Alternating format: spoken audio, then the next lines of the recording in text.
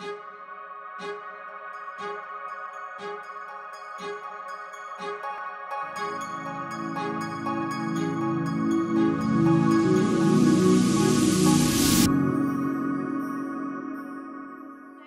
and welcome to Kitty Talks. We share inspirational life stories that empower you to create yours. And today I have with me a very talented, multifaceted man, Clayton John Ainger. Good morning, Clayton. Good morning, Kitty. How are you doing? I'm great, thank you. I'm really, really good, thank you. We've just been chatting beforehand, and I think this story is going to be very, very interesting for you guys listening at home. So just by way of introduction, Clayton is a speaker. He is an international speaker, award-winning author, psychic medium, and business consultant. So many hats to your... I was going to say many hats to your bow, but I don't think that's the right expression. You're wearing many hats. I do wear many hats, and it is fascinating in terms of, I was just reflecting when you sort of said the psychic medium and the business consultant together, because if I went back 3 years ago, maybe a little bit longer, 5 years ago, I was told I had two websites. I had my Clayton Ainger website at the time, because I changed my name, and I had my consultancy business. And I was told that I needed to take down my Clayton John Ainger spiritual website because corporate wouldn't like it. And now, since I wrote my book in 2015, so many CEOs of big business come to me for private spiritual guidance and support and mentoring and readings. Fascinating. Because it's out in the world. And so it was a real eye-opener for me in terms of the way that the world is changing. Yes, and rightly so. But I'd love it if you don't mind just explaining to the audience a little bit more about who you are and what you do in the world at the moment. Okay, so my name is Clayton John Ainger. I was born Clayton Ainger. And so I'll share a little bit about my name first. I think it's important. So I've been through many, many challenges in my life, which I know we're going to talk about, to be able to bring me to this point. And I wanted to understand the energy within my soul's contract. And so I'm very wary about who I engage with around my energy. So I was guided to go and work with this amazing guy called Rory, and he read my soul's contract. And it really helped me to understand all the challenges that I was experiencing from my soul's journey. And he said to me, what you could do, he said, you could change your name, because I had my book coming out, I was launching my new brand. And he said, you could change your name. And I said, I know exactly what my name would be. And he said, no, you need to go away, you need to think about it, meditate on it. I said, no, I know exactly what it would be. And I said it would be Clayton John, spelled John Ainger. I said, just redo what my contract would be if I changed my name. And he redid it, and he said, that would be just so perfect. And he said it would just be the right name for you. And then so I changed my name by default and everything in the UK. And so that's my legal name. And just as my book was coming out, my beautiful wife, Lindsay, said to me, you should let your mum know that you changed your name. So it was literally like a couple of days before my book was coming out. And I rang my mum from the car, and we were chatting. And I said, by the way, I said, my book is coming out. And I said, you need to know that I've changed my name.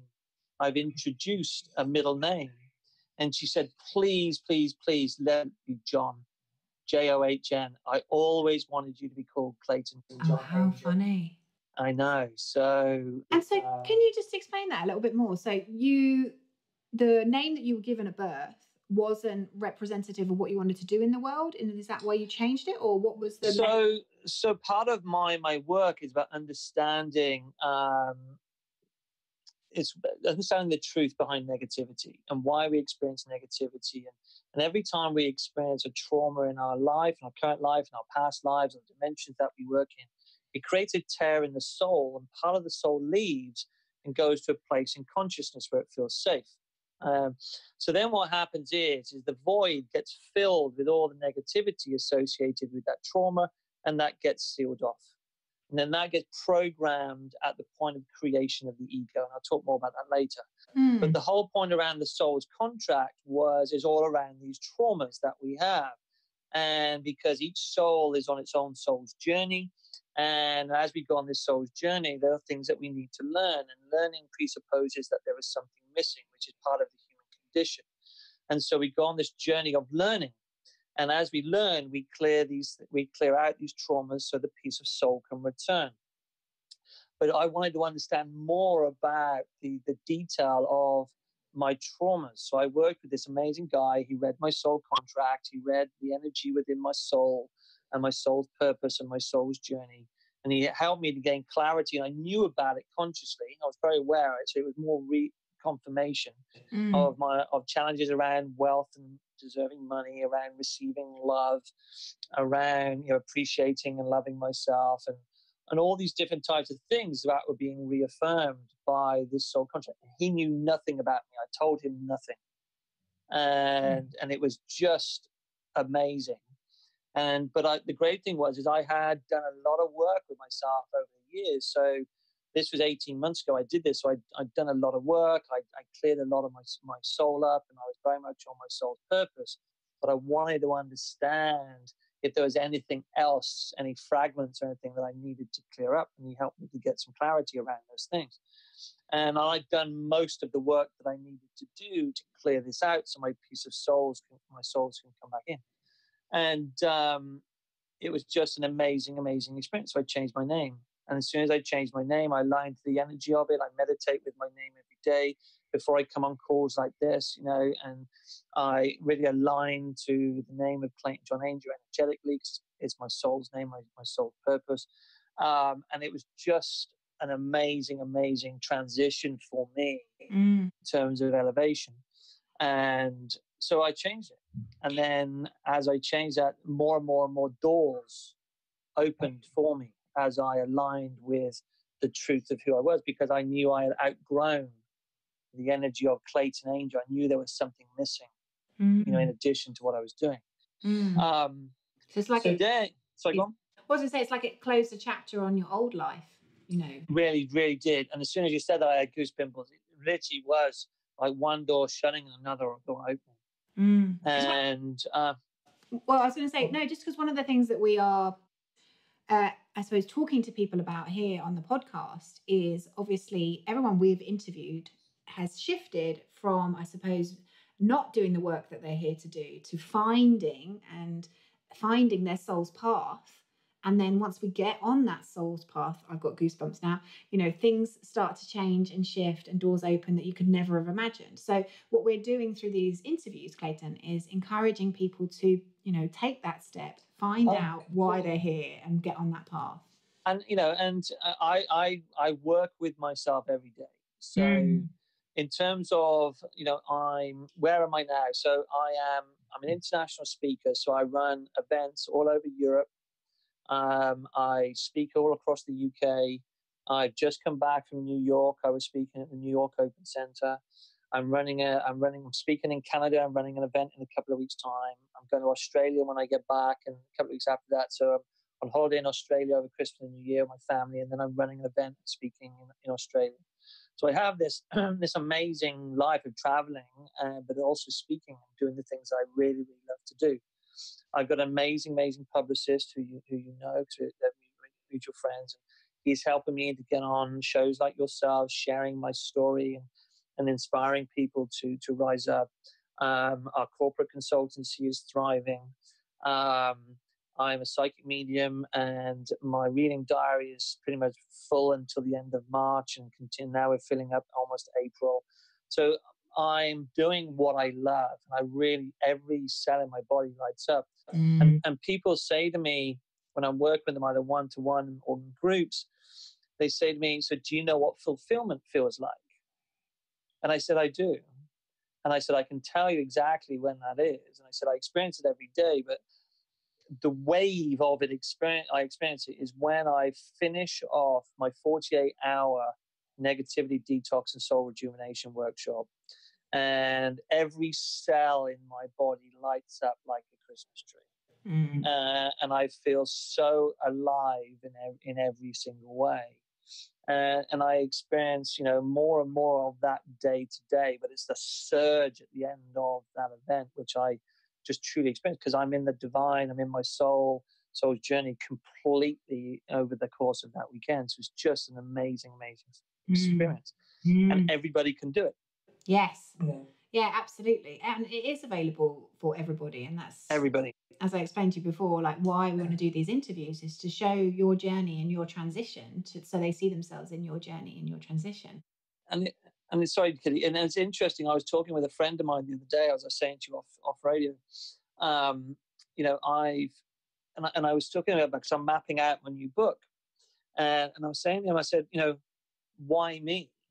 You know, and he said, what do you mean, why me? Why you? And I said, well, I know amazing people who have healed terminal illnesses, and you know, and I had these, you know, these emphatic breakdowns, and all of a sudden come back, and you know, and I said, I've not had to heal any diseases or illnesses or anything like that. I'm just me. But I've also been on a journey of complete disruption in my life and complete change in my life. So if I can do it, everybody can do it. And we don't have to have this big trauma in our life to be able to rise up or ascend. A lot of this is around awareness and choice. And you know, I had a number of things that took place in a given point in time, which I'll tell you about, but everybody can do it. We don't have to have this huge, significant event in our life, you know, to enable us to become whole. We can experience that every day if we choose to. But it is a process. It's a journey that we have to go through. I think it's a definite process, and a lot of it is unlearning and relearning what we've been taught. Because we are, you know, we have to unlearn effectively what we're told from a young age, which is go to school, get a good job, you know, pay your tax, go into the system, and kind of ignore your intuition, your heart, following what you love, following what you want to do. So yeah, we're on a mission here, Clayton, to inspire everyone to do that. You know, I've always been one, and I was talking to my mum and my wife over the weekend, and my daughter. I've always been one to challenge the status quo. You know, there are rules in society that are there to protect us and keep us safe, but it's the rules that we impose upon ourselves, or the rules that we have taken on board as our own, that are not necessarily the rules that will support us to rise up, to ascend, and to be the best that we can be. And I've never, ever, you know, really, even down to the point of the clothes that I've worn, followed the crowd. I've always enabled myself to be me and always questioned and challenged. But then ironically found myself every time I got caught up in rules that I really don't like them, I push them back. And, you know, I want to be able to be in my flow. And so, you know, so the rules can be there to support us in society, but it's about knowing the rules that we have that keep us stuck or keep us living in the past and repeating the past over and over again. And take us back. So obviously I know that you were a tax consultant many moons ago. I was, and it always makes me smile. So if I go back, and even go back further than that, so I remember at the age of 7 that I was terrified of spirit. I used to get visited by spirits and guides and things like that. And I didn't understand what it was. It used to scare me. And I remember making a conscious decision at the age of 7 to shut everything down. And as I shut everything down, I actually then entered the third dimensional human existence. I also remember there used to be a Norman boy, a boy from Normandy, used to sit outside my bedroom door and watch over me. And he still watches over me, which is really, really beautiful.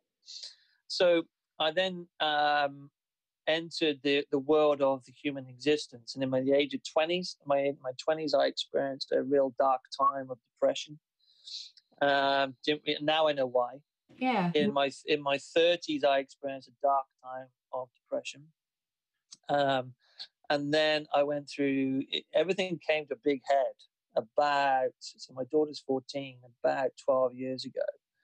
I left the professions. So I was an accountant and tax consultant with Deloitte, and you know, but it didn't fulfill me. I was in a career that did not fulfill me. It was actually very painful. And interestingly, I chose a career because I was driven by money. chose a career which had the biggest rules-based legislation in the world. So every time I having to work with the rules, and you start to see the patterns, it was very painful. So then I noticed that I was pulling down everything in my life. I was sabotaging my career. I've sabotaged our business, which I'll tell you about, because of fear of success. I sabotaged relationships for fear of love. I would get really super fit and then sabotage my health by stuffing my face with chocolate to soothe an unknown pain. And at one point, I piled on, for US listeners, went up to 252 pounds. For the UK, up to about 16 stone, 18 stone. And so there's all this chaos that was going on. But about 12 years ago, I woke up, would probably be an understatement. I was in a marriage with somebody who I didn't love. And I meditated because we had an 18-month-old daughter, my daughter Isabel. And the message that came through in the meditation was, if you stay, your daughter will never experience her father's love. Oh, wow. So I left. And we have this most amazing, amazing relationship. I then walked out, I resigned from the professions. I was so fat and overweight, it was incredibly unhealthy. And do you, because I've had my own experience of that, and I've experienced that. I personally believe it was because I was so out of alignment with who I was. Oh, totally. That's why my body was reacting and saying, it was like, come on, man. And there was all these things that was going on. I ignored my spiritual path. So all these things around sabotage, I was just pulling everything down. And I was in and out of toxic relationships, and it was just, I was so out of alignment. It was just ridiculous. But I didn't understand why until. So I was driving down the motorway, the M4 in the UK. Mm-hmm. And I was having a rant at the universe. and I know the date. It was the 17th of December, 2005. And that date is very important. And I was driving down the motorway, and I was having a rant. I was screaming at the universe. I was angry. I was frustrated. I was sad. And I demand my twin flame soulmate. I'm fed up of all these relationships. I demand. And then my phone rang. and my phone rang was this guy called Joe Williams. And Joe was running a speakers boot camp in Colorado. And I said, hey, Joe. I said, nice to hear from you. You hadn't heard from him in 5 years. And I said, how did you get hold of me? And he said, well, I rang your number. I said, no, what number did you ring?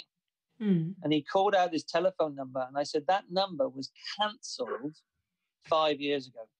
How bizarre. And I said, so you have rung me on that number, and the universe has conspired to ring me on my current number.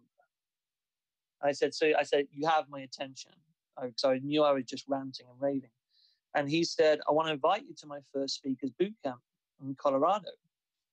He says, $5,000. And I just said, I'll be there. But what he didn't know was that I had no home, I had no job, and I had no money. Wow. And in the space of 10 to 14 days, I created a job, I created a home, and I created the money to be able to get on a plane and go to Colorado. So it was $5,000 for the event, plus accommodation, plus flight and food and everything. So I went over to Colorado, and the very first person on stage was a lady called Lindsay Marie Harrison. And Lindsay Marie Harrison is now Lindsay Marie Ainger. And I got goose pimples, and she is my wife. And wow. So that's how we met. Now, 17th of December is very important because that is the day, that is Lindsay's birthday. So I actually created Lindsay on her birthday. Wow. But the other irony is that she lived an hour away from me in the UK, but I had to travel nearly, other side of the world to meet her. To meet her, right? And the universe works in mysterious ways. But what's interesting for me is when you started to leave behind what you weren't supposed to be doing and head towards what you were supposed to be doing, that's when, the positive things like your wife started to come to you. Oh, completely. And then it gets even more magical because Lindsay and I, we got together, and about 3 or 4 months into our relationship, she was in the US on business. And I woke up and my guys were poking me saying to me, well, you need to go to Stonehenge. I said, what? And I looked out the window, it was raining, throwing the and I said, okay, I'll go. So I got up and I just followed the guidance. I thought, I'm going to follow my flow. I went to Stonehenge, and at Stonehenge now, everything's cordoned off when you walk around. But then I could literally get into the stones. And I went into the stones. I had myself wrapped around. I had an umbrella up, and I just went into meditation.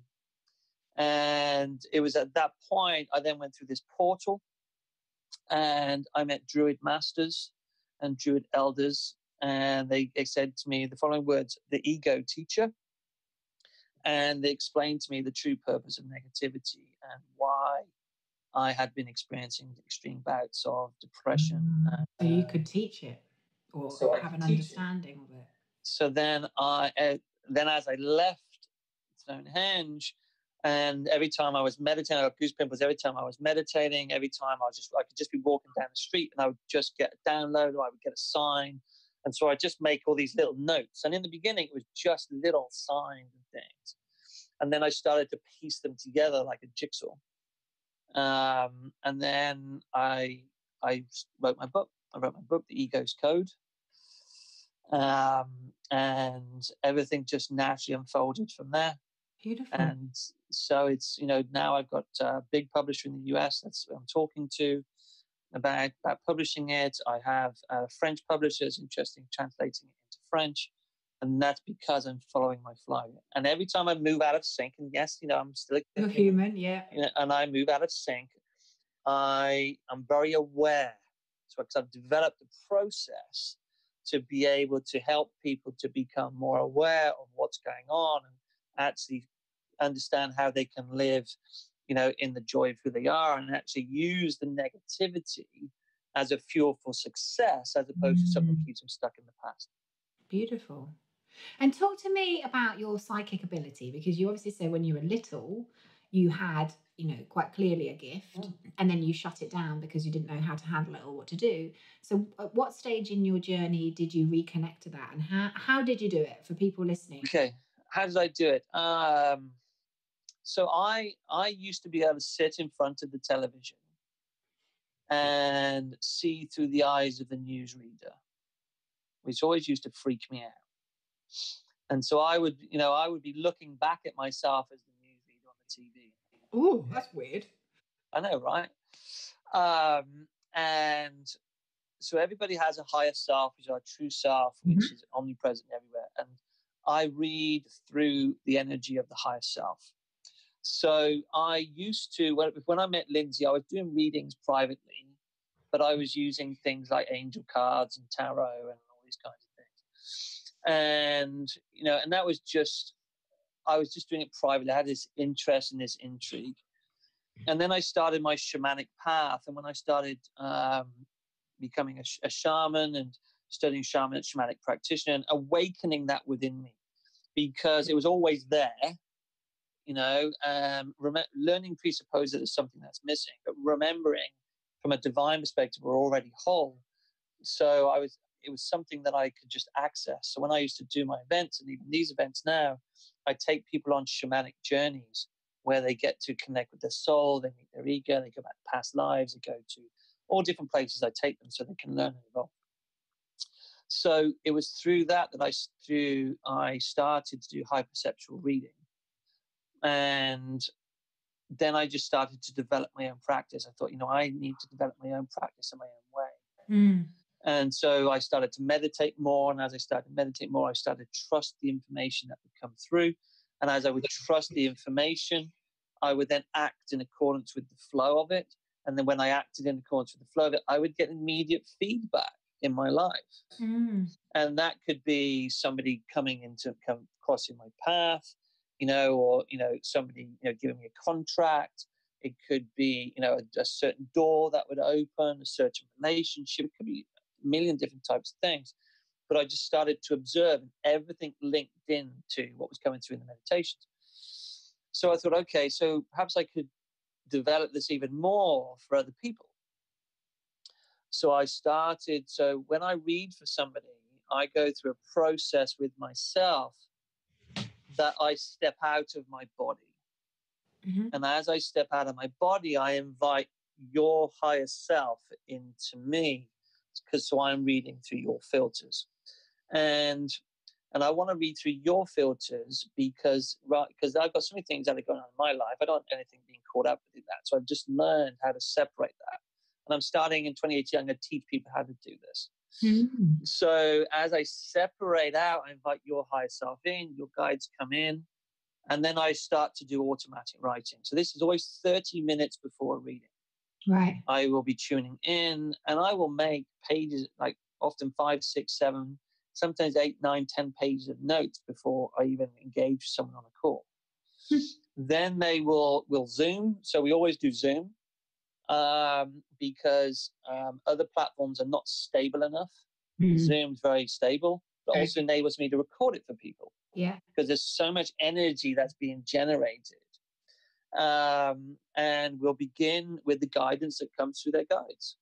So, and because I've stepped out of my body, if anything's new happening with my body at that point, it's all to do with that person. So if I got pain in my left leg, someone's stabbing me in the shoulder, if I'm having certain smells coming in, whatever is happening. So I work with all the clairs, clairvoyance, clairsentient, claircognizance, all the smells, all the senses. I then just relate it back, and I've just learned over the years to share everything that comes up. And I frame it. I need to share this with you to maintain the integrity of the reading. You know, means nothing to me. Does it mean something to you? 100% of the time, people say, "Oh my God, yes." And I got goose pimples doing that. Yeah. So by the sounds of things, you just explored it. You kind of, what as your gift would open up more. I'm just thinking for people listening, if they feel they have, because I believe we all have psychic capabilities. We all do. And the thing is that all I'm doing is so where I would begin with somebody on this journey is having awareness. Because what awareness does, and this is part of a process which I teach, awareness creates presence. And when we start to have the awareness of what's going on for us, and we start to observe ourselves, what's in flow and what's out of flow. When it's in flow, we are often connected with our soul purpose.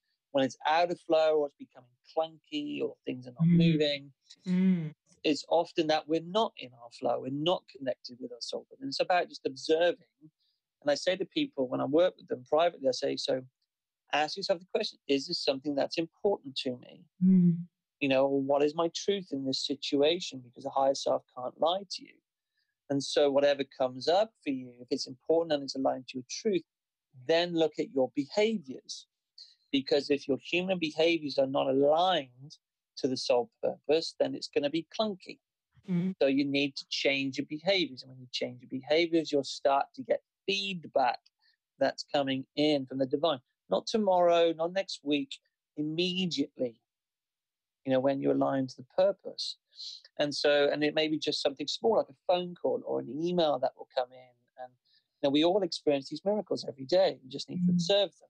So start with yourself. When you start with yourself and you're starting to find yourself living in flow, you're going to start to have these little miracles that start to show up. And when these little miracles start to show up, pay attention. Because then you can create more of it. And then all I did was take that and extended it to other people. But I will only ever tune into somebody with their permission. What's important. We talk to people on Kitty Talks and always get them to follow their highest excitement, because I think it's like that's your compass, isn't it? If something lights you up and you really want to do it and you really want to go towards it, then and I think where people get themselves confused is obviously you might want to go towards something, but you can't necessarily see how that's going to, I suppose, support you. But as you and I both know, that it's part of our development, and actually it will appear or create or manifest in such a way that you never could have imagined. And this, one of the biggest challenges with people when they're trying to create is they try to control the creation. And so what I say to people, I say, when you're trying to create, you try to control it. So you're saying to the universe, bring me this in this way.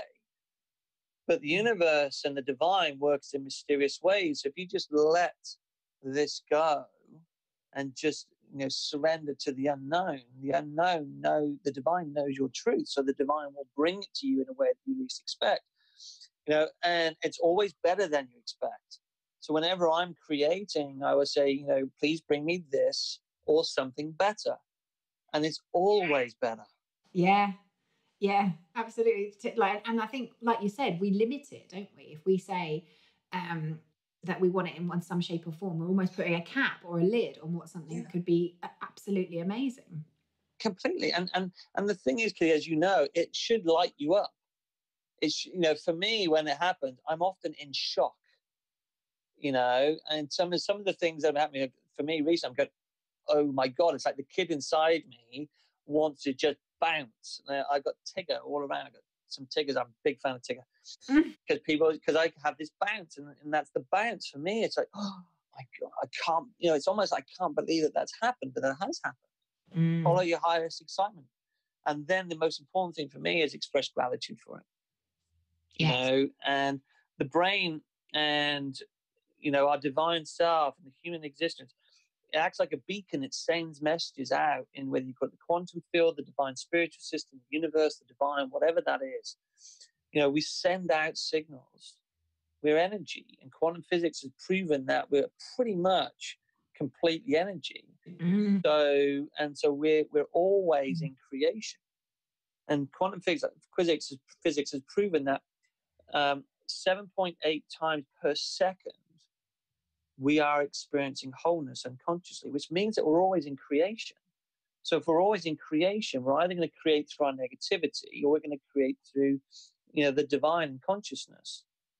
But neuroscience at the moment is creating a story, and they're measuring it that we experience unconscious. We're unconscious 95% of the time. So in 24 hours, if you have 8 hours of sleep at night, that leaves 16 hours. So 15 hours of our day we're unconscious, reliving our negative patterns over and over and over again. If we're always in creation, we're going to keep creating the same things. Except when we start to become more aware and we observe, that number gets smaller and smaller and smaller to the point we can be 15 hours conscious. And I know people who are doing that, and I'm doing that a lot of the time, being able to create the things I want to create consciously for my future, as opposed to from a reaction perspective. And because obviously I totally agree with you. Obviously our unconscious is essentially running the show most of the time. And if we've had something negative happening to us at some stage, whether it be around relationships or money or, effectively we're almost repeating that pattern. So the trick is to get in and effectively release that limiting belief or negative behavior. But you talked about how on a daily basis we can take that control back. What does that actually look like for someone? Okay, so for me, it's a 4-step process. And the first process, so every time we experience negativity, it's every time, 100% of the time, we are reliving our past in the here and the now, because negativity are echoes or whispers from our past lives, dimensions that we work in, etc. So for now, let's just keep it in the past. So every time we experience negativity, we're literally being triggered back to the past, and we're reliving our past in the here and the now. And so what's happening in the physical body is we're going into high beta brain waves. And so we're in high beta brain waves, we're in stress, and we're in stress, we can't create. And you can't create from the past anyway, you can only create from the now. So the fastest way to come into the now is awareness. So the awareness of, I'm feeling angry, I'm feeling sad, I'm feeling cheesed off, I'm feeling frustrated, I'm feeling anxious, I'm giving myself a hard, anything, whether it's thoughts, feelings, actions, reactions, behaviors, whatever those things are, have the awareness of it. And that awareness does, it brings you back into the now. But what you have to do is you have to lock yourself in the now. And the way that you do that is you need to acknowledge and express appreciation for the negativity. And that comes through expression. So, and the expression is, and for me, this has been a big journey, and I spent a lot of time coaching, supporting, mentoring men, and men sometimes struggle. A lot of us struggle to express what's really going on because of the conditions of the past and generations and things that we've learned. And I'm often saying to men friends, when your beloved is telling you how she's feeling, she's just expressing what's going on. It's not at you. No. So we need to do that for ourselves. So we need to express. So when we express and we appreciate, what happens is in the body and the brain, we start to change the neural pathways. We start to change the brain waves in the brain. We go from high beta to medium beta down to low beta, down to alpha, which is clear thought, it's optimum performance. And so the awareness creates presence, which brings us into the now. And that's where I would get people to be working with right from the beginning, to start to raise your awareness. So when I wake up in the morning, that's what I say to coaching clients and mentoring clients, notice how you feel. If you feel angry, sad, frustrated, if there's any negativity there, you are about to take your past into your day and into your future. So spend some time, and I'll tell you how to do that to change that. When you go to bed at night, before you go to sleep at night, start to notice how you feel before you go lay down. If you feel angry, sad, fear, hurt, guilt, anything like that, you're about to sleep with your past. So you want to change your energy before you go to sleep. So awareness creates presence, which brings you into the now. Acknowledge and appreciate it, and then express gratitude. The third step is then to act for your highest good. Highest good. And if someone doesn't like what you say or what you do, then that's their stuff, that's their journey. What we don't do, because we're high vibrational beings, what we don't do is we don't compromise ourselves and lower our vibration. We can invite people to rise up and to come into our space. But if they don't want to do it, that's fine. They're on their own journey. But we need to take care of ourselves, and that comes through making decisions for our highest good and also being kind to ourselves. And when we make decisions for our highest good, what people need to realize is we're automatically making decisions for other people's highest good. And then the fourth way to accelerate it is to meditate. And when you meditate, you're changing your energy. So when you wake up in the morning and you're feeling a bit crappy, rather than taking your past into your day and into your future, spend 20 minutes, just put on a nice piece of music and just go inward and say, right, okay, what do I want to create for my day to day? What feelings and emotions do I really want to be focusing on? And start to elevate those emotions. When you get to bed at night, do the same before you go to sleep. 15, 20 minutes. Put on a nice piece of music. Start to think about, my wife and I, we do what's already happened. So we talk about what's already happened before we go to sleep at night. And so we're changing our energies throughout the day. And when you change your energy, as my friend Dr. Joe Dispenza says, you change your life. So you talk about what you want to happen, that's in the past tense as if it's happened?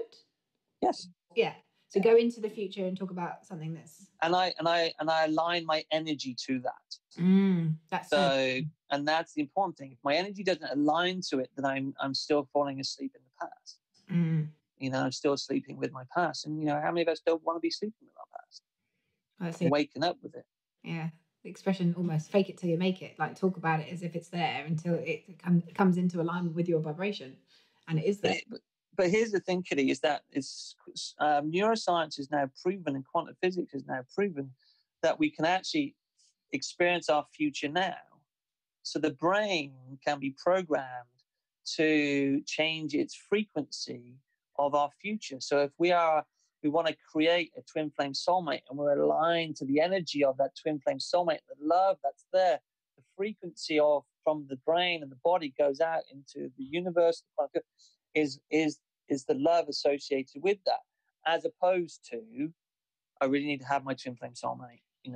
That's what I did.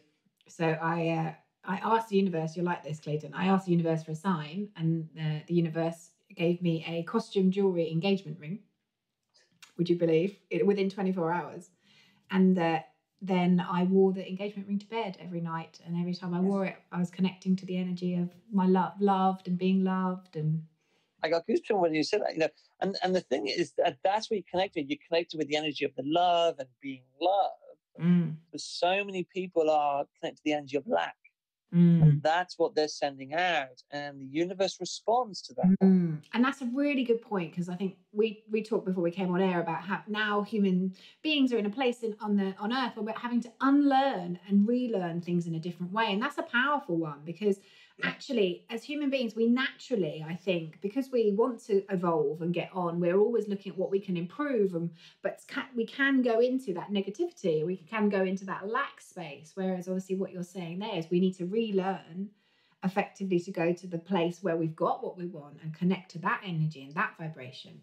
And here's the thing, and this is what my work is all about. If I said to the people who are listening that if you think about the energy it takes for a rocket into space, we have that same energy trapped in our lower three energy centers in our body. And so if we can just access that energy, we can use that as a force for good in our life, as opposed to repeating the past over and over again. So when we start to learn from our negativity and say, okay, so I'm feeling angry, right? Okay, so that just that awareness brings you back into the now. Okay, I'm feeling angry right now. You don't go and poke someone in the nose out of it. You just say, I need to own my things. I need to express what's going on. That expression alone releases the energy. And as we release the energy associated with that, we'd start to transmute it into something which can serve us, as opposed to keep us stuck in the past or hold us back. Mm. And I've seen it time and time and time again. I did it myself, and I created Lindsay, my wife. In terms of I was using that energy. I didn't know what I was doing then, but now I consciously know, because of the process and the things I've done. I was using that energy to create what it was I wanted in my life. And it's a very powerful energy, but we just need to be responsible for ourselves and take care of ourselves. And when something's going on, all negativity it's a message from you to you that something's not quite right or how you think it should be. You're off path. You're off path, and you're not going the right way. You should be going the joyful way. Exactly right. And it's energy. So it's a message that I'm moving off path. Right, so I need to pay attention to it. When I pay attention to it, guess what? I come back on path, and then as I come back on path, I can take action for my highest good. And as I'm taking action for my highest good, then the amount of negativity I experience shrinks, and it gets replaced with more of actually what we do want in our life. And then we go, oh, I did that once. Can I do that again? Yes, you can do it again. And every single person who's listening and watching has created magic in their life. And if you've done it once, you can do it again. Yeah. And when you've done it, you align to your soul. You align to your soul and your soul's yearning and your soul's needs. We're not meant to experience all this. We're not meant to live in the pain and the hardship and the challenge, because that's what I call the ego's code. And if people write down the word rut, R-U-T, if you put a T in front of the R and an H at the end, you get truth. So wherever there's a problem, a challenge, or pain, or a rut in your life, it's because we're not living our soul's purpose. We're not living our truth, and and it's about taking care of us for our highest good, and then just everything will naturally flow. Yeah, I think if we can change the perception of how people view things, and if you think about a compass, and your joy is your north pole, and actually you need to go towards that, and anything else that's you're talking about negativity, then you're just got off course and you're not going the right way. So shift. And that's completely, and the magic is that old Newtonian physics says that we have to go after our goals. I didn't have to go after Lindsay. I just needed to take the action that was given to me, and she actually came to me. So the core, which is quantum law. So Newtonian physics said, that's the old paradigm of thinking. We have to set a goal and go after it, and go after it, and go after it, and go after it, and go after it. That's the old way of thinking, and the old way of being. If we are aligning to it, and we're living our soul's purpose, and we're following our flow, then the magic comes to us in a beautiful way. And like you said, it'll probably be in some shape or form that we never could have dreamed or imagined. Every time. Every time. Oh, thank you so much, Clayton. It's been really fascinating talking to you. Really, really interesting. And I know people listening will have really got quite a lot of value from what we've been talking about.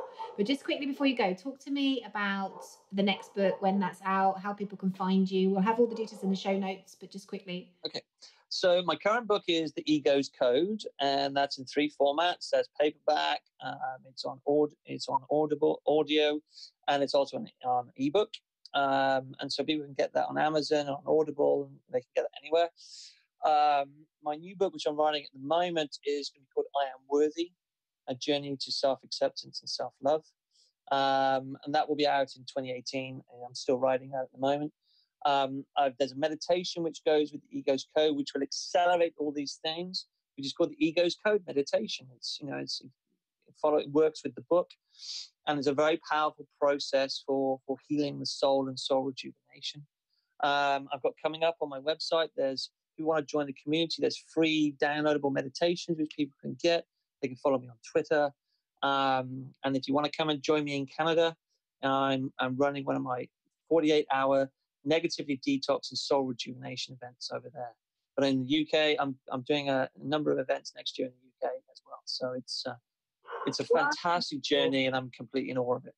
Yeah, and thank you. And we're so aligned in our work, because you and I are teaching the same thing, and really, we're here to have fun, people. I know it's a shocker, but actually when we start to tune into our highest excitement and go towards that, it's as simple as that. But Clayton, thank you so much. I really appreciate you joining us. Thank you for having me, Kitty. I've loved every moment of it. And we will see you next week again on Kitty Talks. Bye-bye.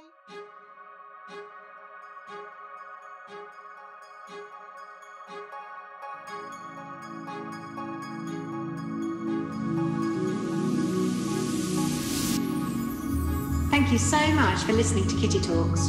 Be sure to head over to our kittytalks.com website and become a member of our exclusive club, and you'll get free interviews and access to our private Facebook group, exclusive webinars and secret success interviews. See you there.